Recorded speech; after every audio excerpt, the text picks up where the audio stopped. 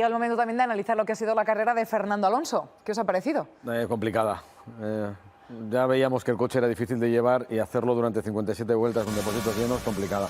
Ha tenido muchos problemas, ha hecho algún plano, alguna salida de pista y el ritmo no está a la altura de los de delante.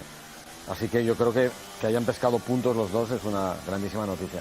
Ambos Alpine en los puntos, efectivamente, porque desde la salida ha sido complejo, ha retrocedido posiciones, Fernando.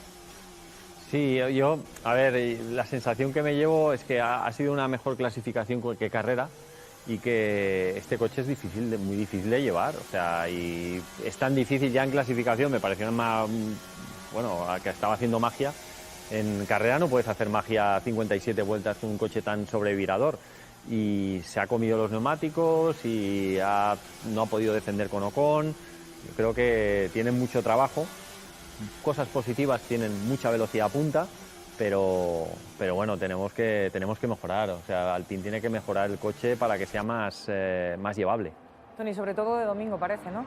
Sí, no, yo creo que el problema de base es el mismo, como decía Pedro, pero lo puedes tapar con ruedas nuevas y poca gasolina un sábado y con manos, pero no lo puedes tapar cuando hay que gestionar. Es muy complicado un coche de esa manera. Aparte, yo creo que aunque lo balanceen bien y sea mejor, todavía le falta ritmo, también le falta velocidad, no está con los coches. Si el objetivo es ser el líder de los demás, es decir, el cuarto equipo, es posible. Yo creo que hasta ahí sí. Lo siguiente es hablar de territorio Ferrari, Red Bull, Mercedes. Yo creo que no, eso no es objetivo para ellos. Pero ser el siguiente, que debería ser su objetivo, pueden llegar.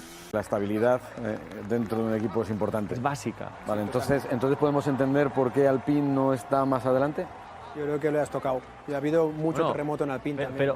Pero ¿qué estabilidad? Claro, eso es lo por que eso, decir, sí, que sí. por eso tienen Falta, problemas. claro. Tercer team principal en 3 años, Pero si Fernando han lo ha cambiado dicho, a la cúpula con técnica. todos los cambios que han habido, pues ya está bien, quiero decir, vamos a ir creciendo a partir de aquí.